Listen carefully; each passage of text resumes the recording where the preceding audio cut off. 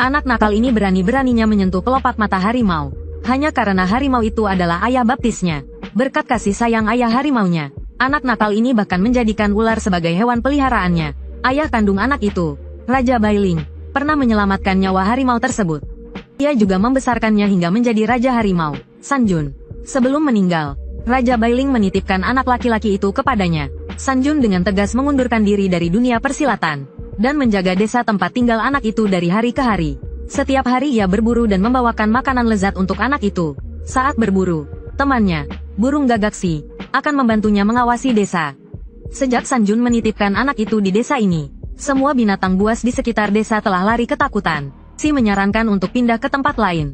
Desa itu selalu aman dan tenteram. Jangan khawatir, sesekali mereka bisa kembali untuk melihat-lihat.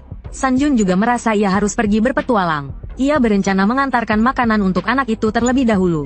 Saat itu, anak itu hidup bahagia di rumah asuhnya.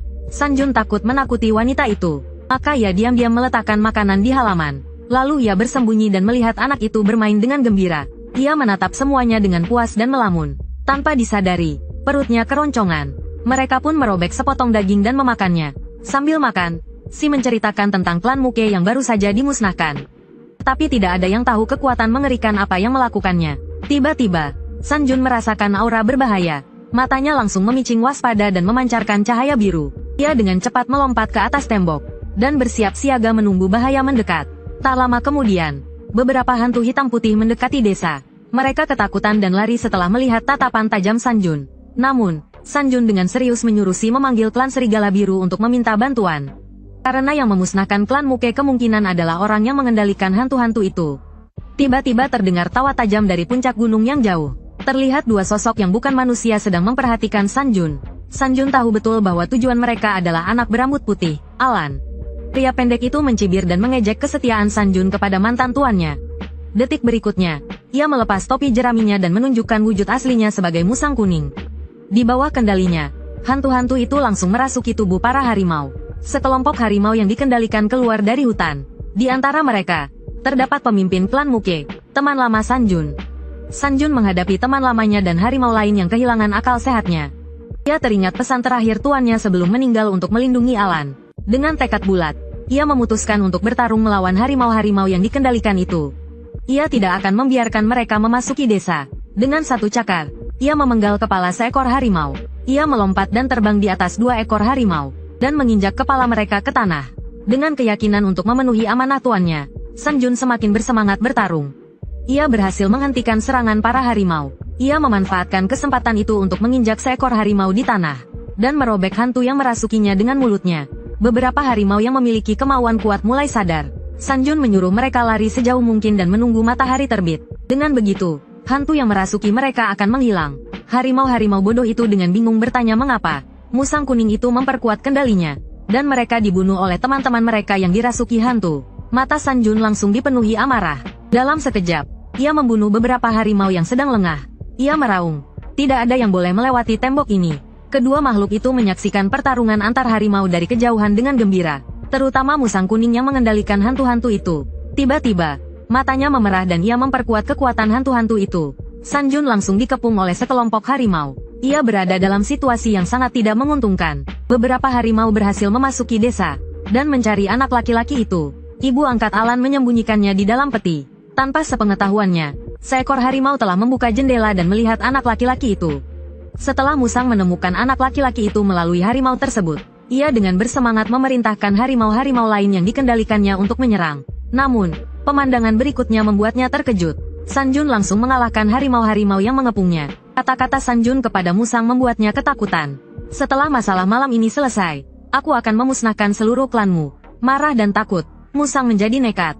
Ia mengendalikan harimau-harimau lain untuk menerkam Sanjun. Saat itu, Sanjun mendengar teriakan seorang wanita. Terlihat seekor harimau mencoba masuk ke dalam rumah melalui jendela.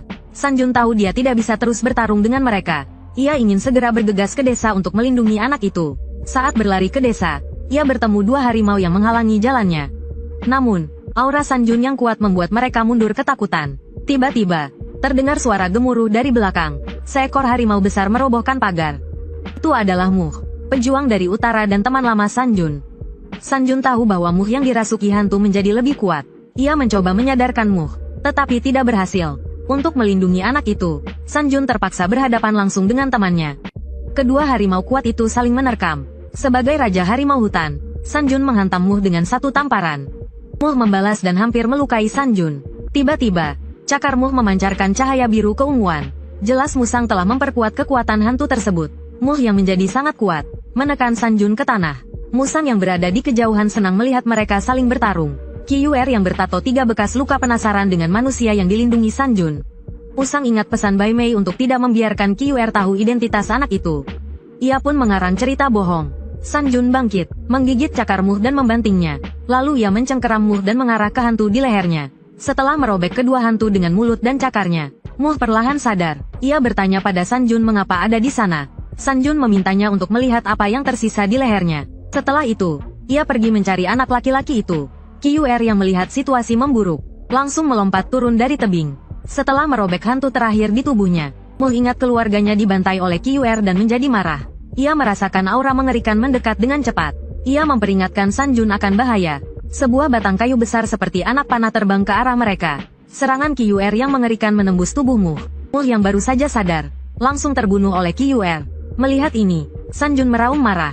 Detik berikutnya, ia terlempar oleh pukulan Kyuer yang sangat cepat. Pria ini adalah pemimpin klan Kyuer. Meskipun mirip harimau, klan Kyuer memangsa harimau. Sifat buas mereka menyebabkan kehancuran dimanapun mereka pergi. Keluarga Sanjun juga dibantai oleh klan Kyuer. Sebagai pelindung Gunung Bai, Raja Bailing tidak bisa mentolerir keberadaan mereka. Untuk menghilangkan ancaman ini, Raja Bailing memusnahkan klan Kyuer. Saat itu, ia juga menyelamatkan Sanjun yang masih kecil. Dengan bantuan Bai Mei, Kyuer berhasil selamat. Ia diberi pil yang mengubahnya menjadi manusia. Selama proses ini, Kyuer terus berlatih dan menjadi sangat kuat. Ia melukai Sanjun dengan kekuatannya yang luar biasa. Kelompok lain adalah manusia yang berpakaian kulit harimau. Tujuan mereka juga untuk merebut anak laki-laki berambut putih itu. Saat pemimpin mereka berpikir untuk menyerang karena melihat keduanya terluka, Musang terbang ke belakang mereka. Musang yang sudah tua dan rabun, mengira mereka adalah harimau yang tidak terkendali. Ia memerintahkan mereka untuk segera mengambil anak itu dari desa. Tanpa disangka, seorang pria nekat melakukan serangan diam-diam. Setelah menghindar, Musang kuning itu langsung mencakar topeng macan yang dipakai salah satu dari mereka. Melihat kulit harimau yang tercakar, Musang kuning itu baru sadar kalau mereka adalah manusia. Manusia yang licik. Sekarang tepat pukul 3 siang. Kalian semua akan kujadikan cangguiku. Sementara itu, Sanjun terus dihantam pukulan bertubi-tubi dari Kyuer. Meskipun Kyuer terluka oleh Sanjun, lukanya sembuh dengan sangat cepat. Setelah beberapa pukulan keras, Sanjun masih melawan dengan gagah berani. Kyuer menganggap Sanjun lawan yang tangguh dan terhormat. Kau lawan yang hebat. Kita akan bertarung lagi setelah kau menjadi lebih kuat. Setelah berkata demikian, Kyuer melanjutkan perjalanannya ke desa. Sanjun tidak menerima begitu saja. Dengan susah payah ia berdiri dan menerjang Kyuer.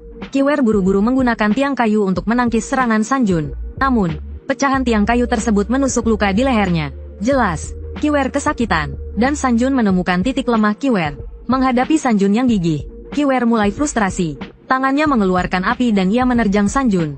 Satu pukulannya membuat Sanjun terlempar keluar dari batas kayu desa. Saat itu, di kedalaman hutan, sekelompok serigala putih sedang memakan seekor babi. Seekor burung menyela mereka. Sahabat Sanjun, burung murai, akhirnya menemukan kawanan serigala. Namun, serigala biru tidak ada di antara mereka. Setelah burung murai memberitahu mereka bahwa Sanjun dalam bahaya besar, kawanan serigala membawa burung murai untuk mencari bantuan dari serigala biru. Setelah terlempar keluar desa, Sanjun dengan berani kembali menyerang Kyuer. Serangan dahsyatnya membuat Kyuer terdorong mundur puluhan meter. Sanjun mencengkeram kaki Kyuer dan mengangkatnya. Kyuer menggunakan kaki lainnya untuk menahan serangan tersebut, menyebabkan kakinya patah dan bergeser. Ini memberi Sanjun kesempatan untuk menyerang titik lemahnya. Cakar harimau Sanjun mencakar leher Kyuer, menyebabkan darah menyembur keluar. Liontin di leher Kyuer putus dan jatuh ke tanah. Mengira Kyuer terluka parah dan memiliki kesempatan untuk menghabisinya, Sanjun menerkam Kyuer lagi dan menggigit lehernya dengan keras. Tanpa disadari, begitu liontinnya terlepas, Kyuer akan berubah menjadi binatang buas yang mengerikan. Dalam sekejap, Kyuer kembali ke wujud aslinya. Kekuatannya meningkat berkali-kali lipat. Ia merasa muak dengan Sanjun yang berkali-kali melawannya untuk melindungi anak laki-laki itu. Hanya dengan satu cakar, ia mengangkat Sanjun ke udara. Dengan cakar lainnya, ia merobek tubuh Sanjun. Raja harimau muda yang berani dan setia itu pun tewas. Saat itu, Musang kuning telah mengubah banyak manusia menjadi canggui. Ia teringat peringatan Bai Mei, khawatir Kiwer akan mengetahui identitas anak laki-laki itu dan menyebabkan masalah besar. Ia menggunakan hantu untuk menghabisi sisa pasukan manusia. Aku mempersembahkan kalian, pergilah cari tubuh baru. Setelah melepaskan Changwei yang baru dibuatnya, musang kuning bergegas terbang ke desa untuk mencari Kiwer. Hantu-hantu itu merasuki mulut orang-orang dan mengubah mereka menjadi Ligui. Seluruh pasukan manusia pun musnah. Musang kuning menemukan Kiwer dan mengarang alasan untuk menyuruhnya pergi. Sebelum pergi, Kiwer meminta pil obat dari musang kuning. Ia membelah pil itu menjadi 2. Tetapi musang kuning, yang mengetahui niat Kiwer, memergokinya. Tuan Kiwer, kau mau memberikan pil itu pada kedua harimau itu? Aku baru saja dibacok berkali-kali oleh manusia dan bahkan aku tidak tega memakannya. Aku sangat kecewa denganmu, merasa bersalah. Kiwer menelan pil itu utuh-utuh. Ia tahu, meskipun ia menyelamatkan Sanjun, Sanjun akan terus melawannya. Ibu anak laki-laki itu merasakan kematian Sanjun dan menangis terseduh-seduh. Ia dan anak laki-laki itu dikepung oleh harimau. Akhirnya, wanita itu membulatkan tekad dan matanya berubah menjadi biru. Dalam sekejap, beberapa harimau di luar rumah tewas olehnya. Ketika musang kuning tiba di sana, ia sangat terkejut. Ia melihat seekor rubah putih berekor 9 berdiri di atap, menatapnya dengan marah. Melihat mutiara rohmu begitu besar, kau akan segera menjadi manusia seutuhnya. Sekarang, karena kau dipaksa untuk mengeluarkannya. Kau pasti sangat membenci kami, kan? Setelah berkata demikian, siluman musang mengendalikan harimau untuk menyerang siluman rubah ekor 9. Tapi dia sangat meremehkan kekuatan siluman rubah ekor 9. Siluman rubah ekor 9 hanya menggunakan sihir pemikat dari matanya. Harimau yang dikendalikan siluman musang berbalik dan menggigitnya. Untung dia menghindar dengan cepat. Kalau tidak, dia akan terluka. Tapi siluman musang menyadari kekuatan harimau yang dikendalikan siluman rubah ekor 9 telah meningkat berkali-kali lipat. Dengan susah payah, dia melepaskan diri dari pertarungan dengan harimau. Melihat mata siluman rubah ekor 9 berubah menjadi ungu, dia tahu bahwa dia telah terjebak. Mutiara roh berputar beberapa kali di atas siluman rubah ekor 9. Dahan-dahan pohon yang dikendalikannya langsung menusuk siluman musang. Setelah mutiara roh menembus dadanya, ia mulai menghisap jiwanya. Tepat saat jiwa siluman musang akan tercerai-berai, seorang anak laki-laki bernama Arlang menghentikan siluman rubah ekor 9. Dia bertanya kemana perginya ibunya. Arlang tidak tahu bahwa siluman rubah ekor 9 di depannya adalah ibunya. Mengira ibunya telah dimakan harimau, dia menangis terseduh-seduh. Untungnya, kakak Arlang memaksanya kembali ke rumah. Namun, secara tidak sengaja, Arlang terbentur kepalanya. Kakaknya yang panik juga ikut menangis. Ini membuat hati siluman rubah ekor 9 terasa tertusuk jarum. Saat itu, siluman musang tiba-tiba hidup kembali. Ternyata, dia telah memakan pil obat tepat sebelum kematiannya. Saat siluman rubah ekor 9 hendak menghabisi siluman musang lagi, Arlang mulai memancarkan aura yang kuat. Siluman musang baru menyadari bahwa anak laki-laki itu adalah keturunan Raja Roh Putih. Detik berikutnya, desa itu rata dengan tanah, karena dia memiliki kekuatan yang besar dalam dirinya. Namun, Ciuer sama sekali tidak tahu identitas anak laki-laki itu. Sementara itu, Muk yang telah dibunuh Yuer, tiba-tiba matanya bersinar hijau dan hidup kembali. Karena Raja Roh Putih pernah memasukkan inti kehidupannya ke dalam dirinya, dan mengubahnya menjadi harimau mutan. Energi yang dipancarkan anak laki-laki itu membangunkan sel mutan di dalam dirinya. Sehingga setelah hidup kembali, misinya adalah melindungi anak itu. Di sisi lain, Meihu memasukkan mutiara roh ke dalam mulut Sanjun. Menitipkan harapan untuk menemukan anaknya kepada Sanjun. Ini juga berarti Meihu akan segera kehilangan kesadarannya dan menjadi rubah biasa. Namun, Sanjun tak kunjung hidup kembali. Saat itu, Ciuer datang ke hadapan mereka dan menemukan aura Sanjun semakin kuat. Dia bersiap untuk menghancurkan Sanjun sepenuhnya agar tidak menimbulkan masalah di kemudian hari. Bagaimana mungkin Meihu membiarkannya melakukan itu dengan mudah? Meskipun perlawanannya lemah, dia tetap berjuang mati-matian. Saat Yuer mengangkat tongkat kayu dan hendak membunuh mereka semua, sebuah pukulan harimau yang kuat menerbangkannya.